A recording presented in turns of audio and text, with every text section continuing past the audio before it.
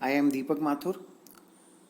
पुनः सभी secondary electrical के इस संस्थान के अध्ययनरत विद्यार्थियों का मैं एक बार और स्वागत करता हूं। आज हमारे इस सेमीकंडक्टर डायोड यूनिट फर्स्ट जो हमने स्टार्ट किया था उसका दूसरा लेक्चर मैं लेने जा रहा हूं।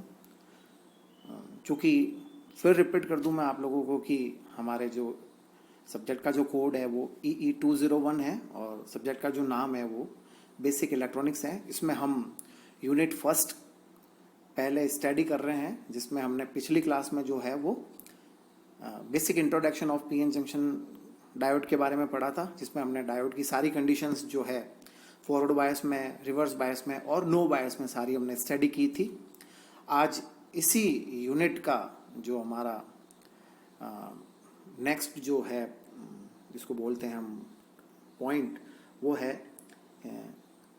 How diode can be used as a half wave rectifier and also what is the ripple factor and efficiency of a half wave rectifier. तो हमने देखा कि डायोड जो है वो एक रेक्टिफायर की तरह वर्क करता है, यानी एसी को डीसी में कन्वर्ट करता है। हम चाहते हैं कि आउटपुट में हमें प्योर डीसी मिले, किसी भी तरह के एसी के कंपोनेंट्स उस डीसी के साथ मिक्स ना हो। तो हाफ वेव रेक्टिफायर को हम यहाँ आज इस हमारे लेक्चर में कवर करेंगे। A simple half wave rectifier is nothing more than a single PN junction diode connected in series to the load resistor. As we know, a diode is to the electrical current like a one-way valve is to water. It allows electrical current to flow in only one direction. केवल electrical current एक ही direction में flow होगी। This property of the diode is very useful in creating simple rectifiers which are used to convert AC to DC. इस तरह से diode की जो यही प्रॉपर्टी है, इसको एक सिंगल यूज की तरह ही काम लेने में मदद करती है या उपयोग में लाया जाता है, जिससे कि हम बोलते हैं कि एसी को डीसी में कन्वर्ट करना। We are giving an alternating current as input. हम इनपुट में एसी करंट देते हैं। Input voltage is given to a step down transformer and the resulting reduced output of the transformer is given to the diode D and load resistor RL. The output voltage is measured across the load resistance. Secondary जो winding है transformer की, उस पर भी जो हमें वो step up और स्टेप डाउन जो वोल्टेज मिलेंगे, लेकिन अभी भी वो एसी के फॉर्म में होंगे और इसको डायोड के थ्रू लोड अक्रॉस के पर लगाया जाता है, अप्लाई किया जाता है और लोड अक्रॉस के थ्रू जो है वो आउटपुट जो है वो मेजर किया जाता है। As a part of our basic electronics tutorial services, we have seen that rectification is the most important application of a PN junction diode. The process of rectification is converting alternating current to direct current. AC is known as alternating current और DC is known as the direct current. ये आप देखें यहाँ पे किस तरह से हमने AC वोल्टेज को, इनपुट वोल्टेज AC वेवफॉर्म है जिसमें मैक्सिमम वैल्यू और V मिनिमम वैल्यू इसकी जो है maximum to maximum VS show किया गया है, और इसको हमने ट्रांसफार्मर की जो प्राइमरी वाइंडिंग के इनपुट पे अप्लाई किया। किस तरह से सेकेंडरी वाइंडिंग पर VS वोल्टेज, जो सेकेंडरी वाइंडिंग पर जो वोल्टेज है अभी भी AC के फॉर्मेट में ये वो हमें प्राप्त हुए। फिर हमने एक डायोड D लगाया जिसकी पोलैरिटी भी यहाँ पे बिल्कुल क्लियर स्पष्ट है। P जो टर्मिनल है वो सेकेंडरी वाइंडिंग के ऊपर वाले जो पॉइंट पे है, प्लस पे है, वो कनेक्टेड है, और RL जो है हमारा लोड रेजिस्टेंस है और इसके अक्रॉस हम आउटपुट को है वो मेजर करेंगे। और आउटपुट जो हमें, तो ये जो फॉर्मेशन बनता है, ये जो सर्किट बनता है, सेंटर में जो सर्किट बना है, ये हाफ वेव रेक्टिफायर सर्किट कहलाता है।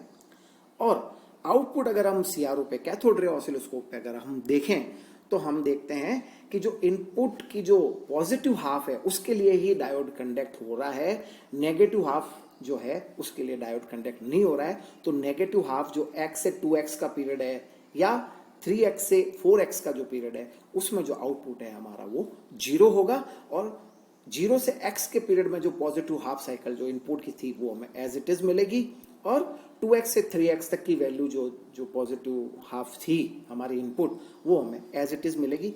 इस तरह से हमें आउटपुट में रेक्टिफाइड आउटपुट वोल्टेज या करंट वेव फॉर्म है वो प्राप्त होगी।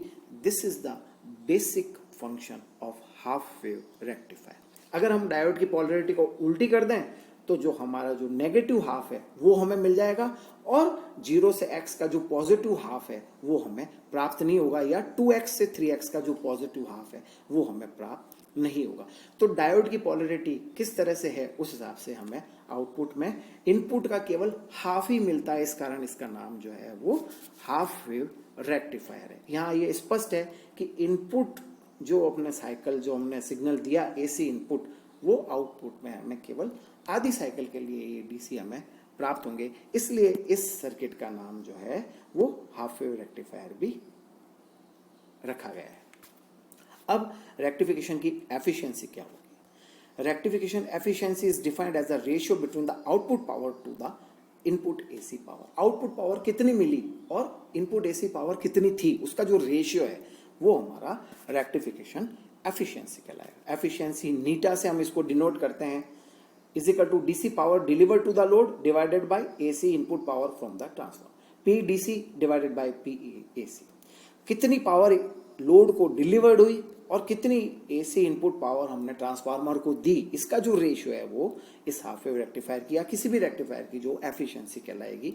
यहाँ मैं आपको फिर बता दूं कि आप अपने एग्जामिनेशन में जो आंसर जो है वो हिंदी में लिख सकते हैं, इंग्लिश में लिख सकते हैं, हिंदी और इंग्लिश दोनों मिक्स लैंग्वेजेस भाषाओं में भी आप उत्तर लिख सकते हैं। आप आराम से इसको अटेंड करें। एग्जामिनेशन में इस तरह के क्वेश्चंस रेक्टिफायर और रेक्टिफिकेशन एफिशिएंसीज वगैरह के काफ़ी हर बार पूछे जाते हैं।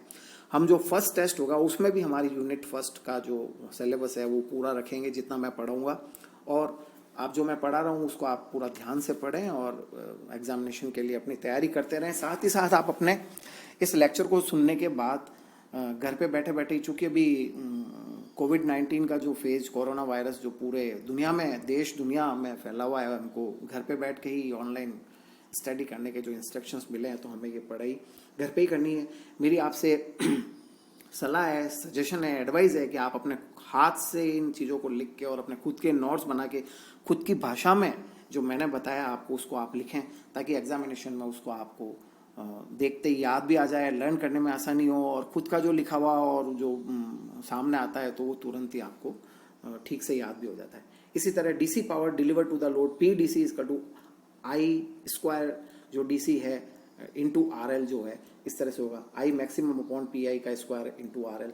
AC power input to the transfer, P A C is equal to power dissipated in the diode junction plus power dissipated in the load resistance.